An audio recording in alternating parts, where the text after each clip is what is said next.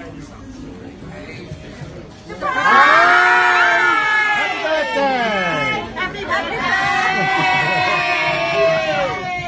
You people! I've gone red. I think. Hi, everybody. Oh.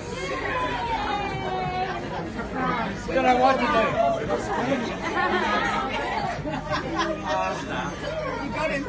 He's gone. He's speechless. Yeah, gone. He didn't find out. So, for most of you in the room, you're probably wondering who this strange guy with the microphone is. My name's Don Smallwood. And many years ago, I was a freshly minted, left behind the ears officer in the British Army, specifically the Royal Revenue Fusiliers, a fine infantry regiment. So you're all thinking, so what? You know, who is this strange guy talking about the army? So please just bear with me for a few minutes, and all will become clear. As the new officer of Platoon Commander of Infantry Battalion, no less, you are advised to listen to your non-commissioned officers, your NCOs, who often have much more experience than you, particularly this one, who came straight from Santos to the battalion, and certain NCOs in the room will remember that very well. Only a fool would not take that advice, especially at the time when we were heavily engaged in operations in Northern Ireland. And I was blessed with a fine bunch of NCOs, and I leaned on them heavily as I learned my trade, especially on that preparation for that first busy tour in Londonderry that some of us in this room will remember quite well. Some of those names are legends to some of us in this room. People like Sergeant Judd Laker and Military Cross for shooting 2 people in less than a minute, which is still a record. They were bad guys and they were armed, so it wasn't just taking out some innocent Irish people.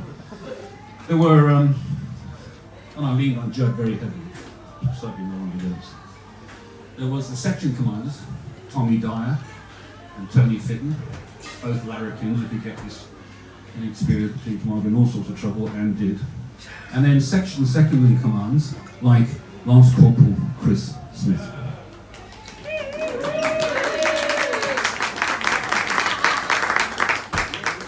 Now, it'll be understandable, some of you question why I remember Chris so well. It is, after all, many decades ago. And there are many reasons. But most of the abiding memories I have of this then young soldier was that he was clearly destined for great things, and I'm not just saying that. He wore the mantle of junior leadership very, very well, especially on operations. I'm sure none of you will know, or then maybe few of you might know, that Chris was, as a young man, a member of the Infantry Junior Leaders Battalion. This was a battalion later to command a company, which selected young men of 16 and 17 on the basis of their leadership potential. And the idea was that for a year, we would train them, and they would then take their place as junior leaders in the regular army or in a battalion.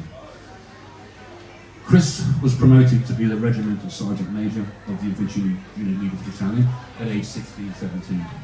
That is no mean feat. That is the top soldier in that intake of several hundred young men. Bravo! Bravo!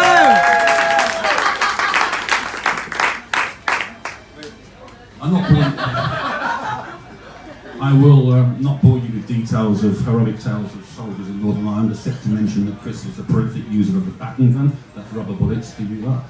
And we'll just leave it at that. You can tell stories about it later. I also remember how fastidious he was about his dress, and of course the shape of his beret. Now, being an infantryman, we're all guilty of that vanity trick, but some took it a little bit too far. Which reminds me, Corporal Smith. You're in top of the dress.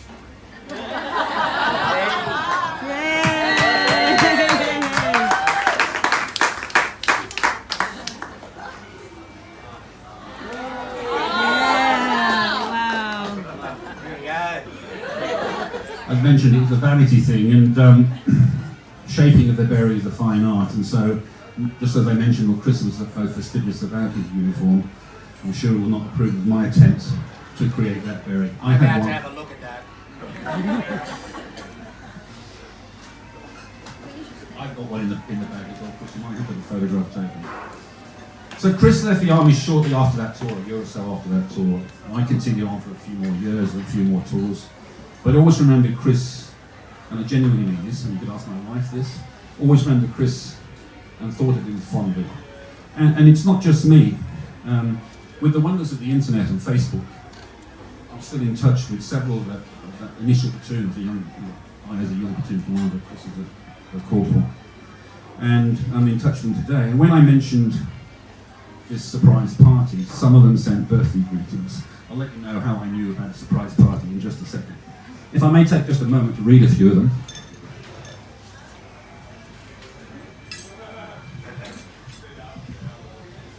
So these were sent to me by either email or by messenger on Facebook. So from Bryn O'Coy.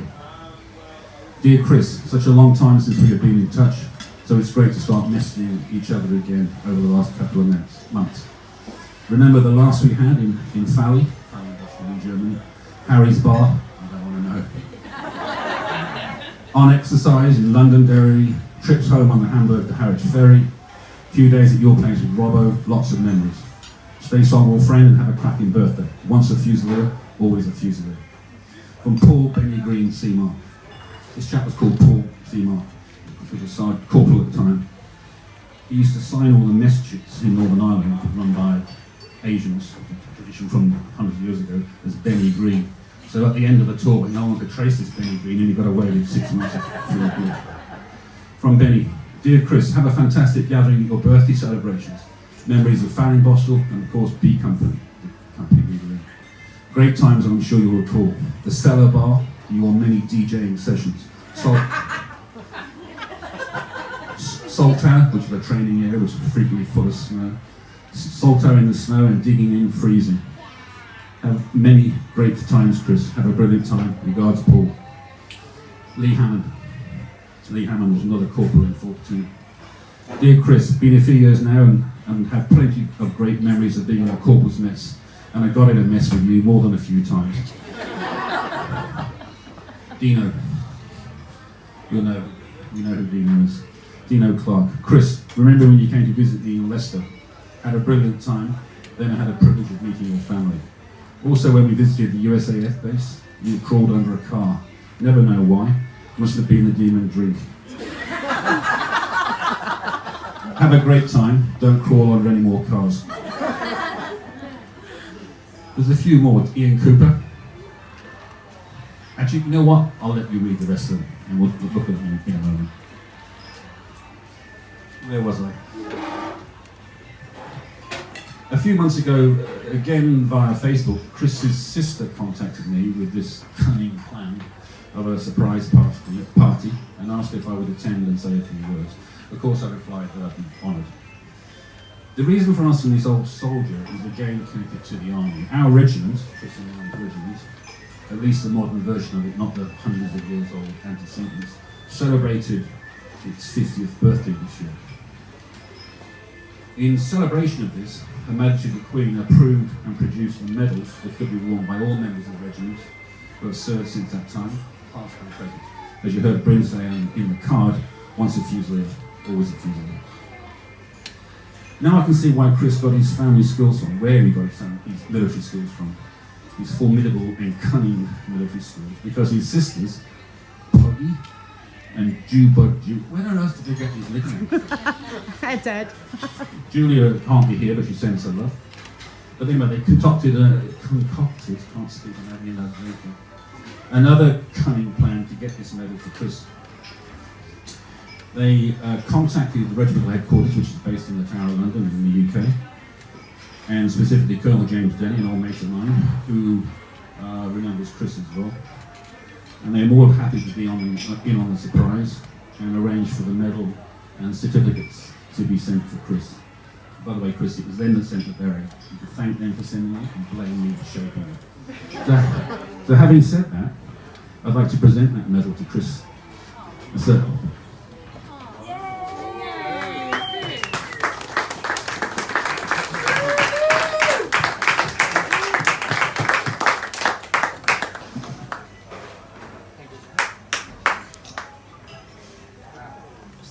also, there's a few other things. That medal comes with a commemoration certificate which you can go on your wall. That came from the tower as well. That's specifically for you.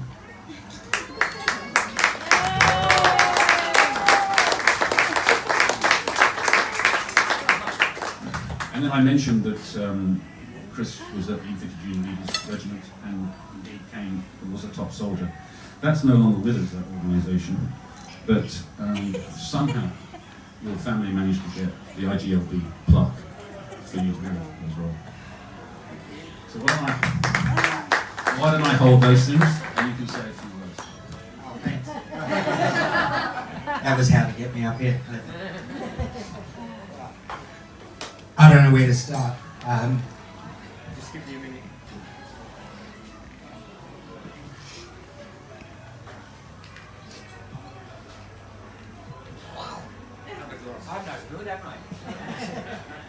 First of all, everybody that's here, thank you very much for coming.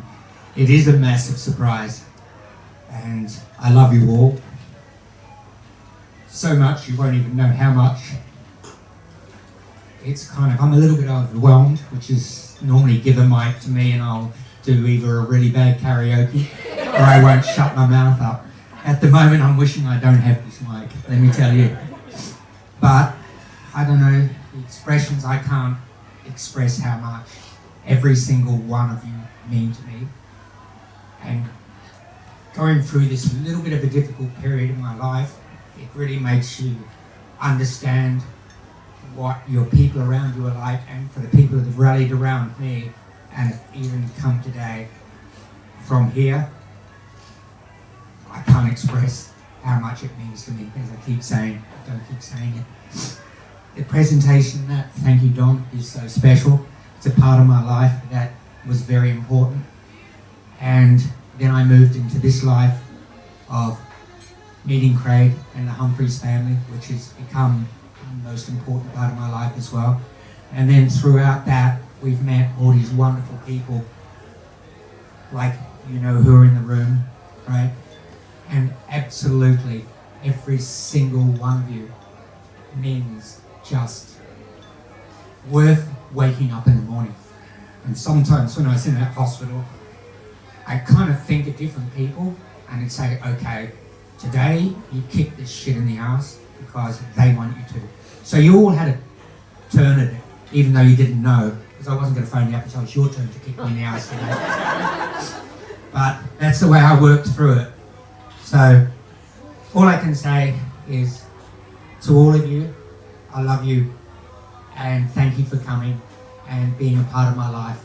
And I hope that we can carry on for a lot longer, because I'm going to beat it and you're going to be there with me. Thank you.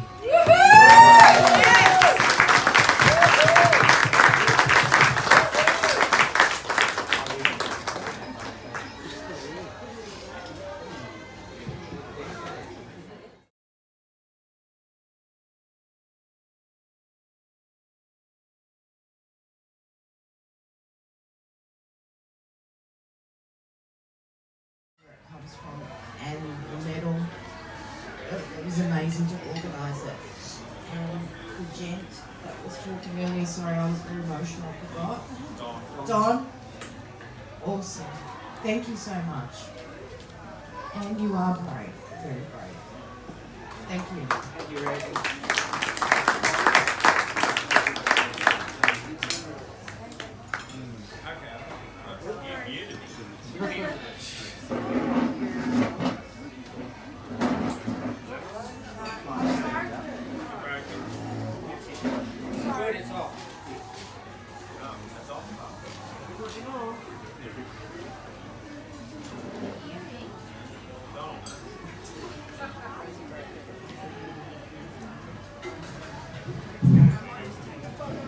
Good afternoon. My name is George AK. I'm here with my wife Pam. I suppose I could start off by saying that we had our 50th wedding anniversary this year.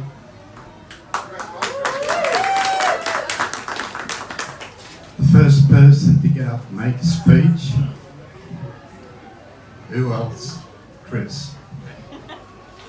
I have to tell you how I met Chris, because I think it's rather humorous. my wife was shopping in that Queen Victoria building. She was down in the ladies' wear. I said, well, I'm not much good here. Thank you. And I decided to wander around the building, and lo and behold, I ended up outside the shop, and who's inside there? Chris. And I was rather taken by a watch that was there and a ring to match. And Craig will tell you that it's a Mega Speed Master. Thank you very much. And I didn't really know whether I'd get away with this or not, but because Pam had just bought me a Rolex a week or so before, and it was really something. Anyway, Pam finally ended up coming up, wandering out, and the whole scenario started because I wanted the Mont Blanc watch. I walked in, and here's the ring I bought from him. Very persuasive young man. And actually, I got away with the Speed Master. Thank you. I have to have the input from there. And it was many years later, and Ross pointed out to me today that I did get my Mont Blanc watch, and it had come from Humphreys. So Chris is a great salesman. He's a great friend. He's a great companion. He's a great guy to go to holidays with. Great guy to go.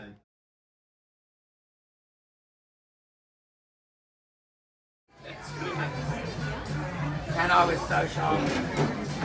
I'm fluffing away. So what was his number, Danny? Just Just for lunch, like I normally do, yeah.